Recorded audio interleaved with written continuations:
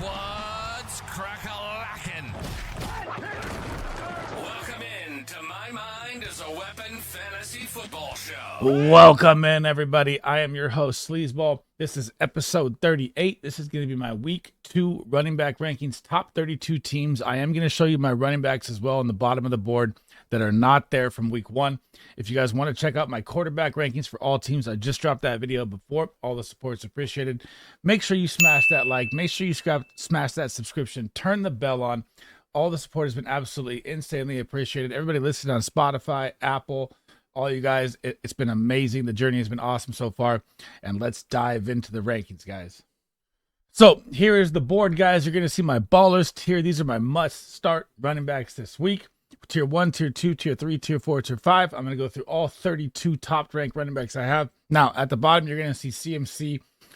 Obviously, if he plays, top 10 running back, right? I do expect him to be limited if he plays, but I don't think he's going to play this week versus Minnesota. If you just saw what Jordan Mason did, we can leave CMC on the shelf. I say we, I'm a Niner fan, for about, let's say, 2 to 3 weeks. Let's get him fully healthy, and I don't think he's going to be out there this week.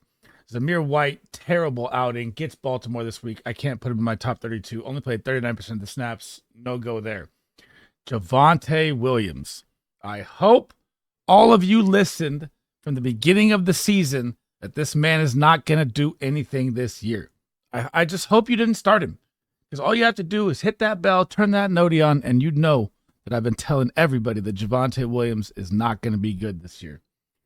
Starting off at number 1 here, the ballers tier, the only content creator on the planet you can find. You can search anywhere you want. You can search Twitter. You can search anything. I'm the only one that put Saquon as my RB2 on the year, and you found out why. Saquon Barkley out of the turmoil behind of the New York Giants, terrible team. Now he's with the Philadelphia Eagles, and on Friday night, even on a terrible field, he ripped apart the Green Bay Packers. 3 TDs, could have had 409 yards. This man is going to explode this year. Gets the Atlanta Falcons. It is a tough matchup, but I don't care. I don't care at all. I don't care who this guy is playing. You're starting Saquon Barkley. He's been my guy for so long. He's my guy this year. He's going to erupt every single time he's on the field. Number 2 is going to be interesting to you guys. Jonathan Taylor. Now, what I just said about Saquon Barkley ripped up Green Bay. Jonathan Taylor now gets Green Bay without Jordan Love. This is an absolute smash play Jonathan Taylor week, 100%.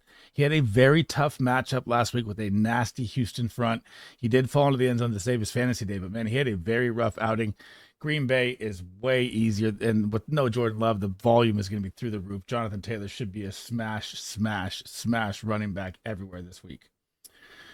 Number 3, Brees Lightning. Now, man, if you got to see his workload last night, it was bananas against the 49ers. The problem was the 49ers held the ball so long with time of possession and doubled up the plays on the Jets. They weren't even out there on the field, and this man still put up 16 fantasy points. Brees Hall, absolute smash start versus Tennessee this week. Tennessee's offense couldn't even move the ball versus the Chicago Bears last week. Now you get the New York Jets defense. The opportunities are going to be massive. He's going to see 25-plus touches, and he is going to ball out in week 2. Number 4, Kyren Williams. Man, where are all the Blake Corum truthers that talk nonsense now? I know it's 1 week, and you can say he's drafted in the 3rd round. They don't sit out there. A-Kane didn't play till his week 3. Dude, this was always the Kyren Williams show. Blake Corum was never going to touch anything of his workload, but maybe 20%. Everyone was wrong. Get over it. Now they get the Arizona Cardinals, and this is going to be a shootout matchup where you want every single player in this game. I am starting every single player I can from this game this week. Kyren, Marvin. We'll get to all those. My wide receiver, your James Conner, Kyler, Stafford, Kupp, everybody in this game. Number 5, Devon the Hurricane A-Chain. The only man that ranks him right on the planet is right here. Balled out in week 1. The receiving work was through the roof. Unbelievable. I know he's got a little ankle injury right now. Looks like from the interview he's going to play. You're going to see a bunch of paranoid tweets and people that think they know everything about A-Chain. Let's just wait till the game gets here Thursday versus Buffalo. And if you know what he did against Buffalo last year, he went off for 180 yards and 2 touchdowns. He's going to go bananas. And if you have Mostert also kind of banged up, if he's out there, guy's always a must start. And I'm tired I'm tired of having to tell people how good this man is and why he was worth drafting him at all costs. It's getting out of control. Number 6, Bijan Robinson. So he looked really, really good. He played a very, very tough matchup versus the Steel Curtain. The Pittsburgh defense is just bananas, guys. Now you get Philly. And here's the problem that I have with Bijan this week with Philly. So you look at Josh Jacobs. He had like 10 carries for 8 yards in the first half. And then he hit that big run and he ended up with like 80 yards. Bijan Robinson, obviously better than Josh Jacobs. I don't know how the freaking Falcons offense is going to look. They could get blown out of this game early. I mean, if they come out like they did against Pittsburgh, I know Pittsburgh's a tough defense again. I expect the Falcons offense to bounce back a little bit. I'm still going to keep Bijan in my ballers tier, but I'm getting a little worried, man. Their offense put up a stinker. If I see 2 stinkers in a row, I'm going to have to drop him out, and I'd hate to do that. Getting into tier 1, my goodness, my 7th ranked running back looked amazing. Kenneth the K9 Walker. Jesus, guys. I mean, this guy looked the part. He looked like a RB superstar 1 in this game. I mean, I know he got a little abdomen injury late in the game. You saw Charbonnet come in. He still scored. Walker would have had 30-plus points. Now he gets the New England Patriots. I know the Cincinnati Bengals have struggled, but they're not the Seahawks, man. Offensively, they're not. I mean, Zach Moss fell into the end zone in an ugly play. It was very, very ugly for the Bengals. I think Seattle's going to turn it around here. They had a bad matchup for DK and Pat Surtain, and I think Kenneth Walker is just going to absolutely explode every time he's on the field. I'm trying to trade for this guy at all costs right now. Number 8 was my dark, deep call, bold call of a sit-em last week. Isaiah Pacheco played Baltimore last week. He did fall in the end zone. He did beat his projection. It was because of a terrible roughing the passer call, or else I would have hit this call on sit Isaiah Pacheco. But now this is an unbelievable matchup for Pacheco. He gets the Bengals. Ramondre Stevenson just destroyed this defense. They're going to run him over. I mean, this is going to be Isaiah Pacheco. I think it's going to be a monster game from Isaiah Pacheco this week. Here we go, baby. Number 9. You better rank this guy in the top 10. If you don't, you're just retarded. Jordan Mason, I've been saying for years, would be an RB1 if he gets the opportunity, and everyone got to see it on display last night. Should have had 2 touchdowns, had 1 called back for a flag, running over everybody, always falls forward. He's an absolute beast. Worked with a pass-catching machine that CMC worked with all offseason, getting pass catches out the backfield, running the CMC position while CMC is out. They get the Minnesota Vikings. Absolute smash play with Jordan Mason. Shouldn't be on your waiver wires. If he is, your league isn't that competitive, and you should be trying to trade for this man if you own CMC 100%, because I think after what you just saw, CMC is going to be limited all year. No matter what. He's probably going to get 12 to 15 touches. I'll save him for the playoffs. And you can, because you have Jordan Mason, which I was saying last year the Niners should have done, but they didn't. They went full CMC. But Jordan Mason is going to be an absolutely electric play this week, 100%. I don't expect CMC to be out there. But, of course, again, if he is, CMC goes right back into the top 10. Number 10, absolute smash play right here. Josh Jacobs, okay? Gets the Colts. Now, I know you have Malik Willis at quarterback, which is not great, right? You're not happy about it. But how they're going to try and avoid this is by owning the time of possession and keeping the ball on the ground. Now, the Indianapolis Colts, what did Joe Mixon just do to them? Joe Mixon was just RB2 with 28.8 points against the Colts defense. Josh Jacobs is going to absolutely feast this week. Number 11, you're going to think I'm crazy, but this is why my mind is a weapon, guys. Number 11 is going to be J.K. Dobbins. Yes, you heard it right. J.K. 24-point Dobbins versus the Raiders last week. Now, only played 60% of the snaps. I know Harbaugh says he's going to ride the hot hand, but look at the matchup, guys. They're playing the Carolina Panthers, who just had Kamara dropped 20.5. Jamal Williams dropped 20. 47 points dropped on him. You better have this guy in your RB2 spot 100% this week. This is an absolute smash play for J.K. Dobbins. And I'm going to see people rank him in like the 20s, 25. That's just crazy talk. This man is going to explode this week. Number 12 is nerve-wracking, man. King Henry. So I know game script tended a little away from King Henry versus the Chiefs last week. He did fall into the end zone. But now you get the Raiders, man. And look what I just said about J.K. Dobbins. He just went off for 25 points against, or 24.8, whatever it was, against the Raiders. This should be a game where the game script favors the Ravens, and Derrick Henry will get back into the good graces. You won't see a ton of Justice Hill playing from behind in the pass game. You'll see Henry rumble and bumble and stumble and probably for 2 TDs in this game, and everyone will be back on the King Henry hype. Heading down to tier 2, you're going to get Joe Mixon, who was RB2 last week, right? Destroyed the Indianapolis Colts, which is why I'm high on Josh Jacobs. Now, he's going to get the Chicago Bears this week, man. I know Tony Pollard spurted out for a touchdown. The Bears defense is very good. That was kind of a busted defense play for Tony Pollard where he just exploded straight ahead. I don't like this matchup. The volume for Joe Mixon was absolutely through the roof. I mean, he was the only guy out there. They said Dameon Pierce would be a part of the offense. That was a myth, man. Joe Mixon was worth every value piece there was in the draft, but I just don't like this matchup. I mean, it's just scary. I think it's going to be a full pass game here. The run game is going to be very, very tough to come by in Chicago. And like I said, Tony Pollard, he did get loose, but I feel like that was a busted defensive play, and he just got a lucky touchdown. Heading to number 14, it is going to be Jahmyr Gibbs, and I'm going to talk about them both. So I'm going to show where I rank David Montgomery also. I rank him at my 18th spot. 13, 14, 15, 16, 17 spot for Montgomery. Sorry. Now, why I don't like this game for the Lions and why I don't have either one of them in the top 10. I had them both in the top 10 last week, and Montgomery barely scored in overtime to save even having a good week. And Gibbs was kind of, right? Gibbs looked like the hammy, looked a little not fully explosive. Looks like he shot out of a cannon usually. He looked not as explosive. I don't know how to explain it. I love Jahmyr Gibbs, let's be honest. But now you get Tampa Bay at home again. The Lions haven't even gone on the road yet. They get 2 home games to start, of course. And you're going to get Tampa Bay, and they kind of, in whatever fashion you want, locked up Brian Robinson for 40 yards.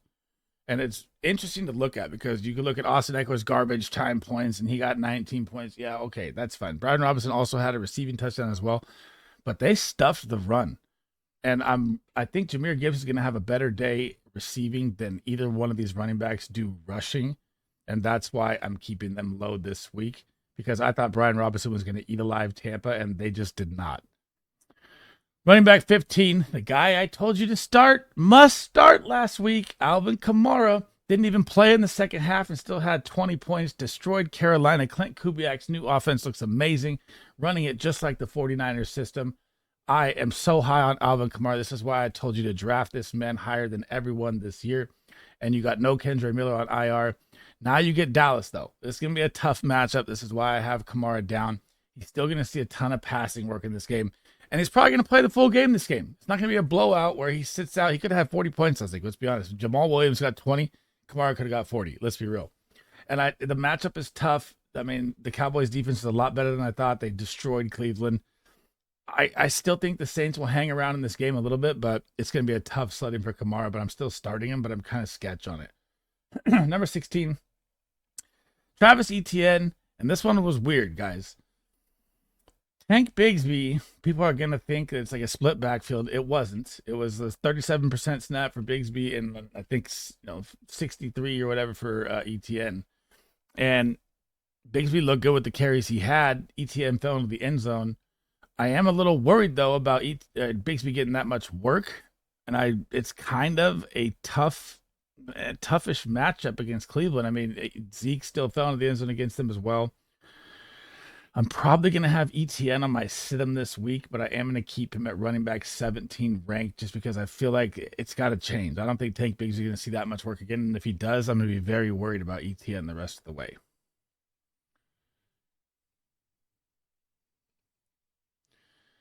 Running back 19 here. Sorry, pause for a second. Rachaad White. And this is the same kind of situation with Etienne here. I mean, as I'm talking about Tank Bigsby, we got to talk about Bucky Irving. Bucky Irving was out there 38% of the snaps as well. Same kind of look that Etienne and Tank Bigsby have. Rachaad White had a great receiving game and a bad rushing game.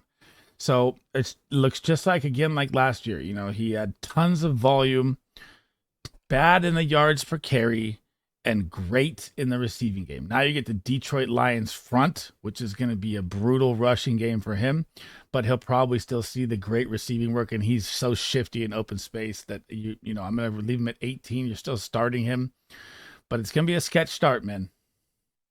Number 19, and man, I love this guy so much, and everyone was wrong. I try to tell you that James Cook is going to be the guy. He's going to be the guy in the red zone. Ray Davis, these rookie running backs, everyone gets hyped on rookies. They're not going to do it, man. This running back class was not, they were drafted where they were for a reason. James Cook with 100-plus total yards last week, 70 on the ground, but he has this I can't get into the end zone problem. Now, you play against the Miami Dolphins, who I just talked about, Travis Etienne and Tank Bigsby. They locked up Etienne, and they didn't expect Bigsby, I feel like. So when Bigsby had his big plays, it was kind of unexpected. I didn't think they'd think he was going to run the ball that much, and the defense was schemed differently. And now you get James Cook Thursday night at Miami, which looks like it should be a smash play game, but it's going to be kind of scary to me because the Miami defense is good. And I'm going to leave him at 19. You're still starting this guy, but I don't know if he's going to find the end zone in this game. That Miami front is pretty nasty, and I'm going to leave him right here at 19. Number 20, James Conner. And you're going to ask why I have this guy so low after week 1. Here is why. They're playing the LA Rams, which is a smash play game, right? 100%. Their defense is not great. Their offensive line is shambles. Gives you the team more opportunities? Yes. James Conner just went for 20 points last week? Yes. But the problem here is if you go back and look at Sean McVay and what they did with that defense, right? So how they kept the Detroit Lions in check all game is also on the offensive scheme side of the ball of owning time of possession, getting first downs, hitting third downs, hitting the plays they have, and it kept the Lions off the field. That's what kind of scares me here in the James Conner situation. I think that's Sean McVay's approach early in the season with all the injuries he has, is we need to control the clock. I love James Conner as a start in this matchup. I'm just worried. Only worry is the Sean McVay side of things and how the Rams offense is going to look in this game. Number 21, I try to tell you guys, this was my number 1 target at running back in your draft at value. And I hope you guys listen because Brian Robinson just exploded onto the scene in week 1. But he did struggle in the rushing game. And I told you guys that he can catch the ball. He had 18 fantasy points, only about 40 yards rushing, though. He had receiving work all over the place. He is the lead guy. It is not Austin Eckler. Stop that nonsense. Now, Brian Robinson Jr. gets the New York Giants. What did Aaron Jones just do to the New York Giants? Destroyed them. This is an absolute smash start. Don't even think about it. I told you guys to start him last week. I hope you listened. Now you're going to absolutely start him this week. Number 21 and number 22. Right. It looks all good here. It looks great. You got Justin Fields dialed in at quarterback, gives a little RPO action here. Arthur Smith still dialing up. They had a terrible week 1 against the Falcons. Najee was okay. He didn't fall into the end zone. Jaylen Warren was okay. Coming off the hamstring, looked a little limited. I expect it to be better, and I also expect the matchup to be great here. So they went through the sled pretty much. I call it the sled, like a tough matchup week 1. Now you get Denver, right? And Denver, Kenneth Walker and Charbonnet just destroyed Denver. It's at Mile High. It's a little different. The altitude's different. They'll probably be subbing running backs in and out. That's always a favorable thing for Denver is playing at home. But I think these two are both flexible plays this week, just purely because of the matchup. Heading down to tier 4, and you're gonna think I'm crazy here again. We're gonna cut back to tier 3 here. Ramondre Stevenson, I forgot. So we'll start with tier 3, heading to tier 4 here. My fault, guys. But why I have Ramondre Stevenson so much lower than other people, coming off a monster game versus Cincy with 25 points. I know, 22 points, finishing as RB7 on the week, right? You played against the Cincinnati Bengals. Now you get the Seattle Seahawks, Mike McDonald's new defense flying around. Look what Javonte Williams and Jaleel McLaughlin did against Seattle. I try to tell you about Denver's offense. They're going to be bad. Now the Patriots are in a matchup where it's going to be bad. If you have Ramondre Stevenson right now and you're in fantasy football, I implore you 1,000,000,000% to pull up his schedule for the next 5 games as I'm doing it mid-video. I don't know it off the top of my head, so hang on. Here you go. This is why you sell Ramondre Stevenson right now off a monster game, guys. I'm going to read this to you real quick. Yes, he played the Bengals. Mad touches. Now he gets Mike McDonald's Seahawks defense, which is vastly improved. At the New York Jets, at the San Francisco 49ers, versus the Miami Dolphins, versus the Houston Texans, versus the Jacksonville, who just locked up Miami, versus the Jets. It is time to jump ship off a big game and get the value you can off Ramondre Stevenson right now. Heading down to Tier 4, Aaron Jones. Man, I concede this one. I did not think he would look as good as he did. They did play the New York Giants, and I guess Danny Dimes and New York Giants are just absolute trash. They're not winning a game this year. It's going to be them, the Broncos, and the Patriots fighting for the number 1 spot. And Aaron Jones looked good, but now you get the 49ers, and Breece Hall just struggled on the ground versus the 49ers, did good versus the air. You did see a lot more Ty Chandler in this game, but they were ahead, so they blew the Giants out, so they kind of saved Aaron Jones down the stretch here. I don't like this matchup for Aaron Jones versus the 49ers. I don't think it's going to go well. I am going to leave him, 4th tier with a possible tier up chance at tier 3 here, but running back 25 is where I'm going to keep him this week. Running back 26, the biggest disappointment of everyone that thought Raheem Mostert was going to do his 21 touchdowns again, and he's a steal of the draft. I was not in on Raheem Mostert last year. I ate that bullet hard. I'm not in on Raheem Mostert again this year. He's 32 years old with 15 injuries in his career. He gets the Buffalo Bills. It looks like a good matchup. He's already kind of nicked up. We don't even know if he's going to be out there playing. Achane as well, so you might even see like a Jeff Wilson, Jalen right here, so pay attention to that during this video right now because practice today is huge, and this is a early Tuesday video.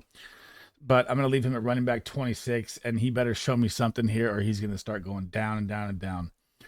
Running back 27, cleaned up in garbage time, Jerome Ford versus the Cowboys. Still dropped 15 fantasy points, yes, so it's good for your team.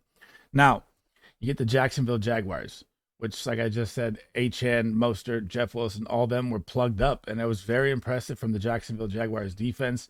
The Browns offense looked bad, guys. I mean, garbage time points to help your fantasy, but they didn't look good at all. Number 28 this week is going to be Tony Pollard. Now, I try to tell you guys that Tony Pollard is going to be the RB1, and he looked healthy, just like I said, when he was hurt all last year. You saw a different type of Tony Pollard that still rushed for 1,000 yards. He got mad touches in this game. It was a close game. Caleb Williams really struggled, so it gave the Titans more opportunities. I also said that Caleb Williams was going to struggle. Now, heading into this week, the New York Jets off a loss. Off a bad loss for them. I think the Jets are going to bounce back in this game big time. I think Tony Pollard is going to be a struggle play this week. I don't like him as a start. And he needs to find Pater to even probably make volume here, or not volume, but a floor enough to even get to 10 points. Devin Singletary, man, the New York Giants are just, what's there to say? Daniel Jones is probably the worst contract, if not Deshaun Watson. And it's going to be ugly all year long, which is why I said make sure you own Tyrone Tracy, because they're going to turn to their young guys here faster than you think. And it's also why I said draft Malik Neighbors later in drafts, man. This team sucks. It's absolutely terrible. I can't watch them play. I'm still going to keep him tier 4 because he's running backs below him. I can't put above him because they play the Commanders, and this could be a game where Devin Singletary could hit 10 points, could find the end zone, could have a decent showing. But you saw a little bit more Tyrone Tracy in that game than you thought you were going to see, which is something I've been alluding to for a while now. And if Tyrone Tracy's on your waiver wire, or if you have Singletary as a running back, you should be handcuffing this quick, because I don't know how long Singletary is going to last, or any of these Giants are going to last, man. This was awful to watch. I hate to say it. Last but not least, tier 5. Guys, you only probably throw it in a deep league, and trust me on this one, I know Zach Moss fell into the end zone last week. It was super ugly.